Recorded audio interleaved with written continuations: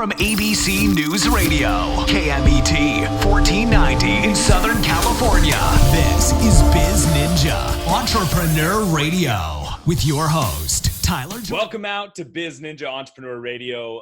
I'm really excited today to have a special guest, Josh Forti, on because Josh and I have set a world record together. And back in 2017, at an event with Russell Brunson and Gary Vaynerchuk, we set a record for soccer. I don't often tell people it's bubble soccer, but we set a record. And I remember when Josh came up and he asked a question to Gary Vee, and I realized, man, this guy, he's got a big path ahead of himself. So I'm excited to talk about that path, about what's happened since then, and about where you see yourself going. So welcome out to the show, Josh. Hey, man, Tyler, thanks so much for having me on here. I super appreciate it. That was a fun day, man. That was so fun. It really was. Not only did you attack one of your digital mentor's favorite football team, but we also had a ton of fun. And so let's talk a little bit about where you were there, where you're at now, and where you see yourself going. So let's go backwards. Let's peel back the layers, right? So I remember that day you rocked up, you're wearing a suit, and you talked some really big numbers. What was going on in 2017 and up to 2018? What were you doing? And I think you hit a big obstacle in your growth, right? And in your business. Yeah. So I think that was the end of September was when the Gary Vaynerchuk, Russell Brunson, event for the viral video was. And I was at the height of trying to grow my personal brand. I was in the middle of streaming my 365 days to 7 figures. I was, on that path to going down that. And I was from a business revenue standpoint, I was doing well. But that was about the only thing that I was doing well. I had I would say around a dozen. I don't think it was exactly a dozen. I think it was more like 10, but around that, give or take, high-paying clients that were paying me in the digital marketing space, as well as selling courses and kind of things of that nature. We were doing anywhere from $30,000 a month on the super low end to $60,000, $65,000. I think my high month was $68,000. I say we, it was just me. $68,000 on the high end. So that was good. I was 23 at the time, almost 24. I had made about $250,000 that year. I felt like I was balling. The only problem is that I was working for 18 hours a day, 7 days a week. I could not escape the trap of it. I was stuck. And so that event happens. I tried to roast Gary Vaynerchuk. He roasts me. And, I get put everywhere, which was awesome. But, fast forward, a month or two, it was end of November timeframe. I remember sitting there thinking, I know that something has to break, right? I know I cannot keep up at this level. I have worked so hard for so long because and we don't have time to go into the backstory, but I've been working for that, that hard and that long for 3 years. Non-exaggeratory, I can't remember the last time I had worked for less than 12 hours a day, 6 or 7 days a week. So I was physically, mentally, everything exhausted. But when you're making that kind of money and you're 23 years old, you think you can just conquer the world and you can just buy your way out of your problems. So for me, I was, flying everywhere, trying to keep the high up, play the part, do everything. I was going to move to Chicago to this right below the penthouse apartment, everything. I was doing, I wouldn't say heavy drugs at that point, but I certainly wasn't sober when it came to that, trying to keep myself anything that I could, drinking, all the monsters and, Adderall and everything just to keep myself awake. Right. Right. And then that's where I was. And I remember, like I said, in November thinking something's got to break. And it was 2 months later that it actually did. So describe that to us. So you're running at this absolute, trying to maintain this unsustainable peak performance because it's not sustained through balance. It's sustained through coping. Right. Yeah. And you're serving clients. So you have a fiduciary duty to these people who you're taking, right. And you're running and you're getting towards the end of the year and you just know, what were you feeling at that time as you started to hit that kind of get to that point? And then what happened? Yeah. So it's like delusional I won't call it optimism because I wasn't exactly a happy person. But like, I felt like I had a part to play, right? And my whole life I had been told I wasn't going to make it, and that, you know, that my dreams were, you know, basically a joke, right? And so here I am spending a ridiculous amount of money per month, but also making money, right? So it kind of balanced it out. And I went to Funnel Hacking Live 2018. So my birthday is February 1st. I think Funnel Hacking Live was like end of February. So I would have just turned 24. And I remember like sitting there on stage, and I spoke at the pre-Funnel Hacking Live Mastermind with James Smiley and Steve Larson, right? So like we're there, I'm up on stage talking, chatting. I don't know how many people are in the room, whatever, 30, 40, 50 people that are paid, you know, $500 to be in the room. And I go to Funnel Hacking Live and I see everybody up on stage, right? The Natalie Hodsons, the Russell Brunsons, the Alex Sharfins or whatever. And dude, I remember like literally sitting there in the audience, just feeling like crap, like thinking, I don't know how they did it, dude. I can't do it. There's no way I will ever get there. And it was this weird feeling because like, I feel like when you go into a state like that in the mood that I'm in, like that's what it's going to do to you. And it's not meant to do that. It's meant to inspire. It's meant to go and like encourage people to go do these great things. But like when you're in the position that I'm in, I didn't think that I could possibly do any more than I could. I was exhausted in every sense of the word ever. And so I got done with Funnel Hacking Live, was super depressed, met some really awesome people there. In fact, that's where I met you the first time, like in person. Yeah. And, you know, sat there, we were doing great. I mean, like I said, from a business standpoint, we were doing great numbers, but I just couldn't keep up with it. So I flew to Chicago. I did a speaking gig there. I was going to sign in an apartment, but didn't. And I flew home to Omaha, Nebraska, where I was living. And I remember waking up. Well, it was actually the night before when it all came crashing down. I remember like standing out in the porch and like looking up at the sky and being like, God, I think I've hit it. Like, I don't think I can do it anymore. Like it's got to stop. Like, what do I do? And I went to bed, I woke up, and the next morning, like I just broke, dude. Like I wrapped myself in a blanket. I went and I laid on my living room floor and I just cried and cried and cried and was like, I can't do it anymore. And so in a matter of like 3 days, I went from, you know, doing 60, 70,000 or, you know, 50,000, whatever that number was. I don't remember the exact number. Fine, yeah. To like nothing, like less than $3,000 a month. I have recurring revenue through ClickFunnels and different affiliate stuff, but like it was less than $3,000 a month. I canceled basically every client and went from peak point to nothing. And it was 6 days I spent in bed. And the only time that I got out of bed was to eat once a day and use the restroom. That was it. And during that time, as I sat there, I was like, okay, I don't know what's next. Like, I have no idea where I go from here. Keep in mind, no one knew. Not my best friend, not my parents, nobody online. No one knew this. I did not tell a single soul that this was happening. I wasn't in a relationship at the time. So I'm dealing with this all by myself. No one knows.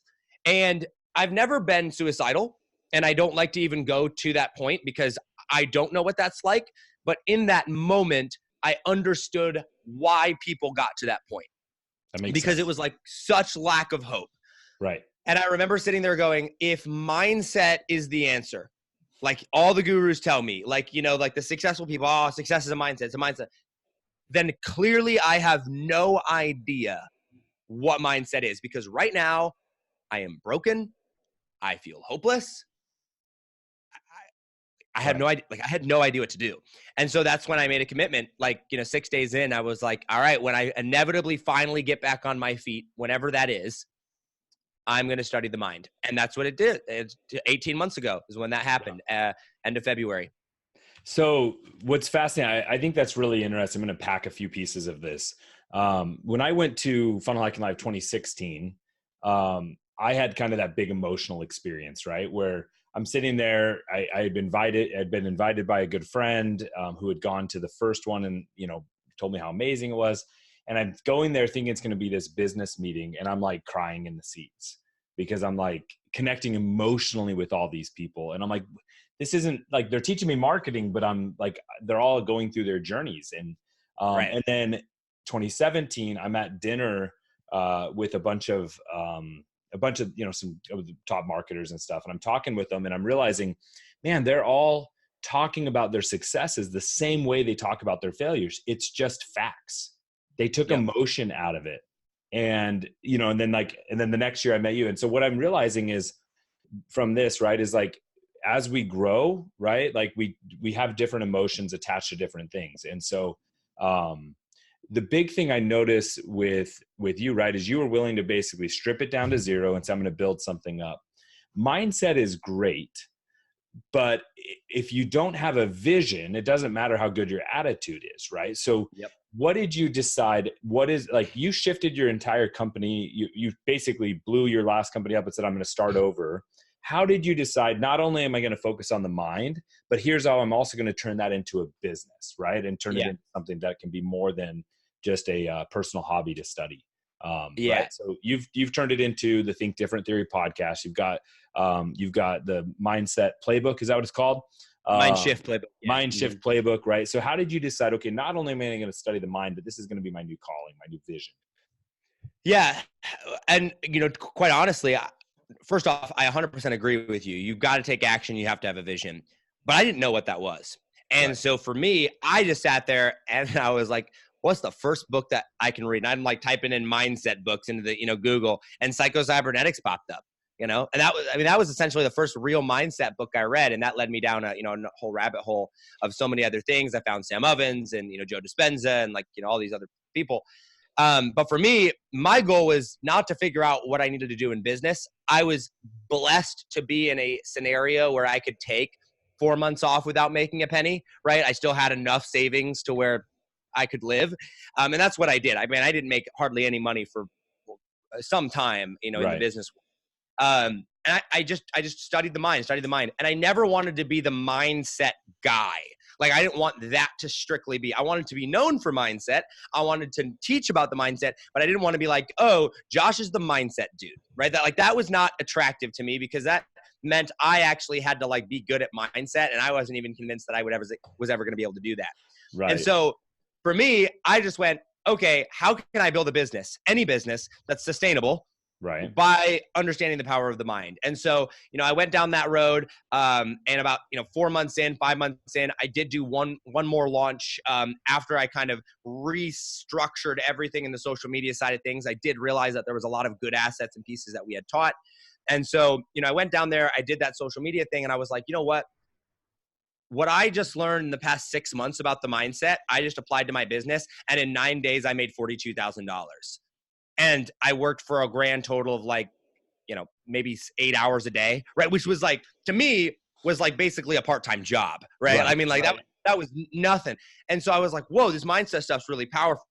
And so I started sharing more of that on social media. A lot more people decided to, start picking it up. I'm full in study mode at this point. And so basically for the next give or take 8 months, from the time that I broke to the time, 8 months forward, I basically did one-off gigs, some consulting here and there. I mean, I had connections in the network, so I would walk into, bigger businesses. They'd pay me $5-10 grand to come in, which was nice, right? I mean, once again, kind of a fortunate situation there, but I didn't believe I was able to do that until I fixed up here. Sure. And then probably November of last year, 2018, I sat down and I was like, okay, there's a whole lot bigger spectrum of business and possibility and mindset than just selling a course about social media. I want to go big. I really want to get to the masses, and, algorithms constantly changing, podcasting becoming more and more popular. I was like, I wonder if I just did put together a podcast or something, if this would be powerful. And so that's where the idea of a podcast came out of it, in a show. And I realized that for me, I didn't want to sell courses for the rest of my life. I have mad respect for people that do. I am not against it. I continue to sell courses, right? I like them a lot, but that was not the path specifically for me.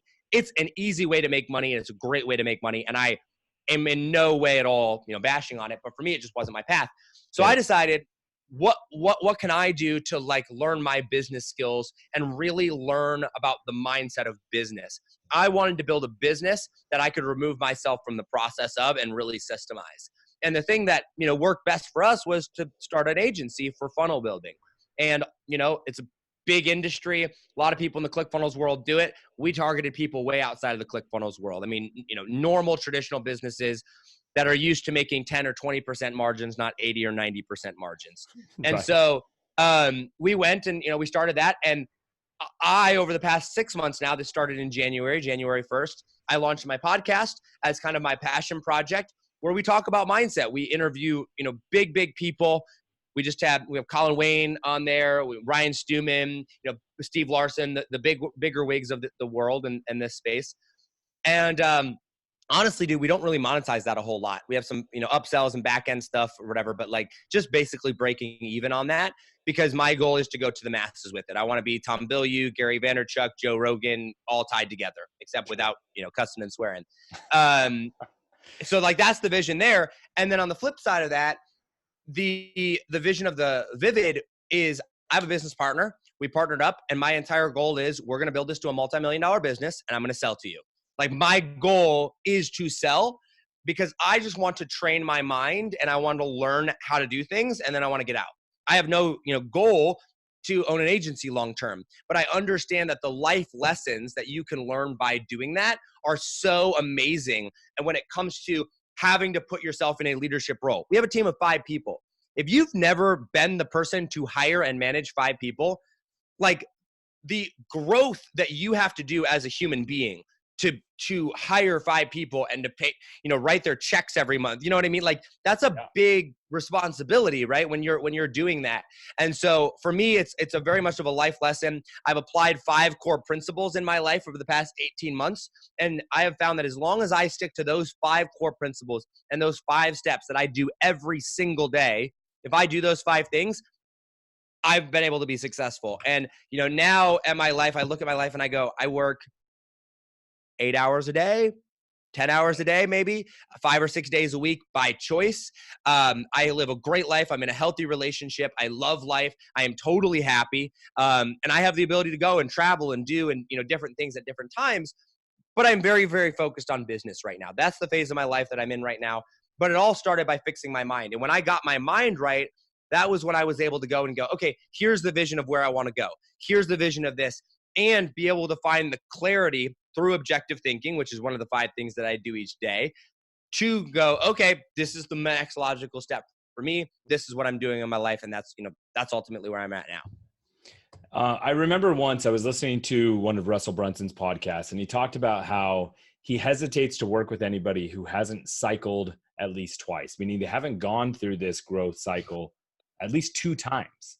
And I thought a lot about that because, I've gone through, I'm a little older than you, and I've gone through a couple of these big churns, and I've gone through where I've had 30 employees and then have to go back down to 0.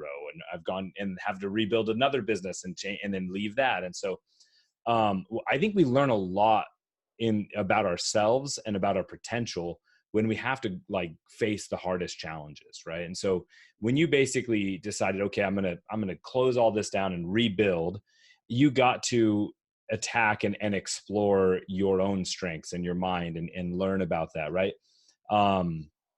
You have 5 core principles that you use. You said one of them is objective thinking. What are those principles? Yeah, so the 5 core principles are actually the 5 parts of the MindShift Playbook, which is why I wrote the MindShift Playbook, which step number 1 is called the question of why.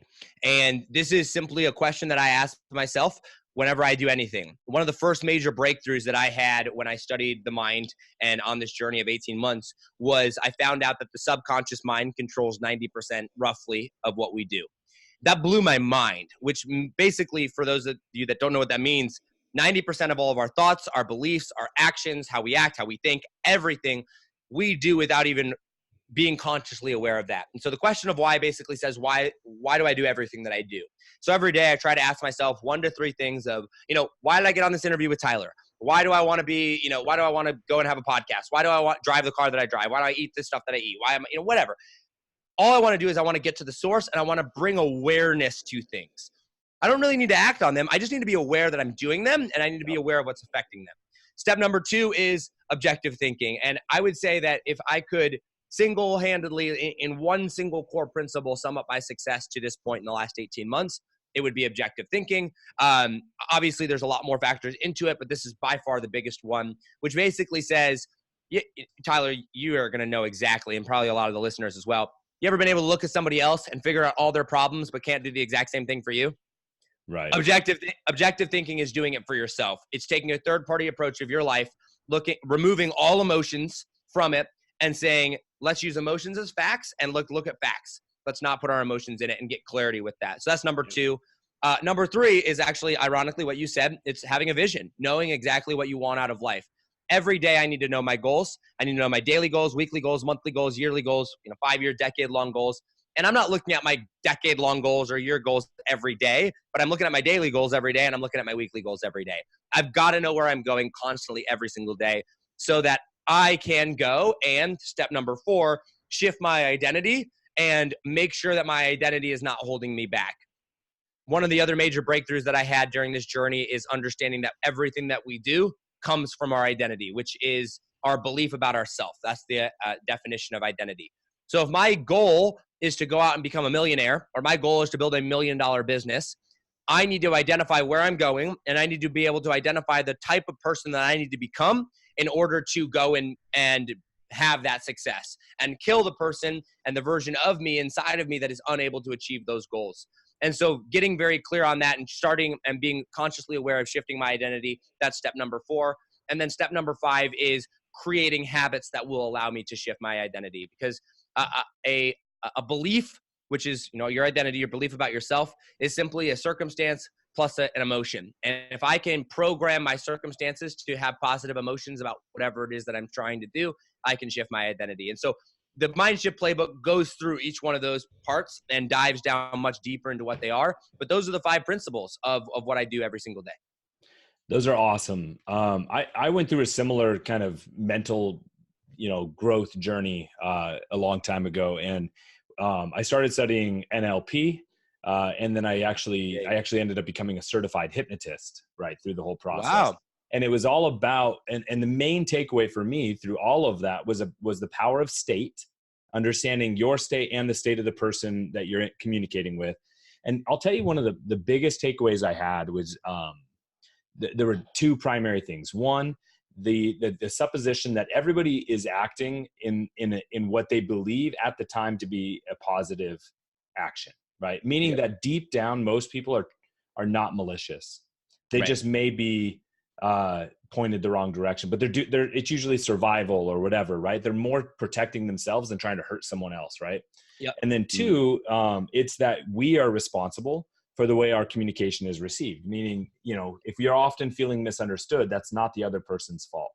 And I think about that when I think about marketing and messaging, when I think about interpersonal relationships, that we have to be in charge of doing better in our communication. And I think what I really think is fascinating about what you're talking about with Think Different theory and MindShift is that has to even be introspective, right? Like, we have to say, okay, where am I miscommunicating with myself?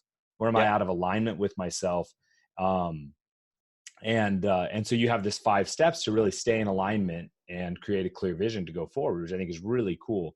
Tell me a little bit more about about identity shift and about killing the past version of ourselves. I think that's really powerful. Yeah. So what we have to remember, and what I learned along this journey, is that your subconscious remembers everything about you. Okay. From the day you were born, it has a 100% perfect memory. Now, you can't remember it because that's not conscious, but your subconscious, or it's actually technically it's your unconscious, but technical term. I'm with you. It remembers everything, right? Your conscious mind tells your subconscious mind what to do. However, it does not tell it how to do it. So every single day you're sitting there and you're like going, and let's say your whole entire life, you have gone and you've been in a negative state of money. Money was a bad thing. Money was for, ugly jerk people or rich jerk people, right? Then guess what? Your subconscious, every single time that it hears, you're consciously telling it, hey, it's time to go make a sales call, right? What's it doing? It's sitting there going, well, that's a bad thing. Right? So your subconscious mind gets the signal. It's being told what to do by your conscious mind, but your belief about yourself in your subconscious, which is your identity, is telling you, okay, well, this is how we react to it. And so your subconscious mind will literally go out and self-sabotage you from trying to go and accomplish whatever it is that you're trying to do until you actually change your belief about yourself, which is your identity. The way I like to think about it is imagine a rope, a tug of war. Your conscious mind is 10 people. Your subconscious mind is 90 people, right? Who's going to win? Your conscious mind can make all the noise in the entire world that they want, but at the end of the day, 90 are always going to outpull 10. So you got to get those 90 people on board. And what was fascinating to me is, hey, in order to change my identity, I need to learn how to change my beliefs. So that's when I really started studying belief systems and how beliefs were formed. And when you realize that a belief is simply an experience plus an emotion, and every experience that we have has an emotion tied to it, that's what forms our identity. So if my identity has always been negative towards money, if I can create a habit every single day that puts me in a positive state when I'm thinking about money, then over time, I'm going to shift my identity. And this is why environment is so important, right? You get around a lot of rich people, all of a sudden $1 million doesn't seem like a whole lot of money anymore, right? Donald Trump, small loan of $1 million, right? That wasn't a whole lot of money to him. Why? Because he's around that environment. Same thing is true with positivity, negativity, your environment at all. So when it comes to shifting the identity, your body, your brain will literally hold you back from your goals until you reprogram that to think a different way. That is done through habits, and that is done through changing your environment and getting around people that are going to change your way of thinking subconsciously, because you're absorbing everything all the time. One of the things you talked about is that now in your healthier approach to business in this round, you get to do things and you get to travel. And for me, business is all about creating the lifestyle that we want.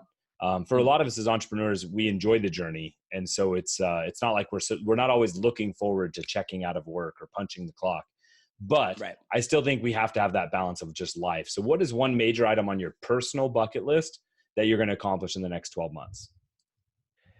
So I've actually not told anybody this. So this is a exclusive. We are actually going to go, and we're planning a 4-month world trip. And we're going to go to 14 different countries as we go. We're going to film the whole thing. And I'm going to get to do something that I've wanted to do my whole life, at least hopefully. I can't promise that's going to happen, but I want to go skydiving in Dubai. And awesome. That is something that that's on the list to do before the end of the year. Actually, we want to go to Dubai and skydive out there. So I'm very excited for that. It's going to be super fun. I'm actually planning an entrepreneur retreat in Dubai.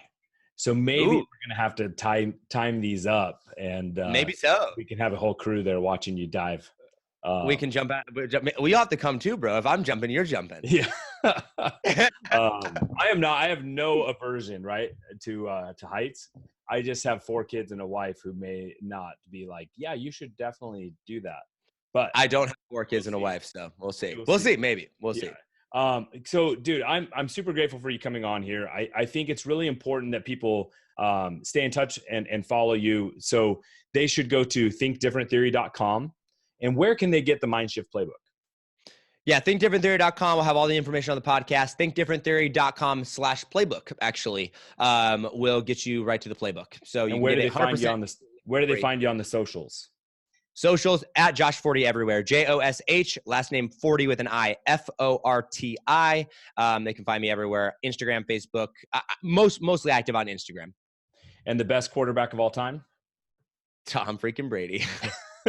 Awesome. Thank you so much for coming out. Now remember, my Biz Ninjas, it is your turn to go out and do something. Thank you for listening to Biz Ninja Entrepreneur Radio with Tyler Jorgenson. Please make sure to subscribe so you're first to hear new interviews and episodes. If you found this podcast to be valuable, please share it with a friend. Don't forget to visit our online dojo at bizninja.com to claim your reward for listening to the show.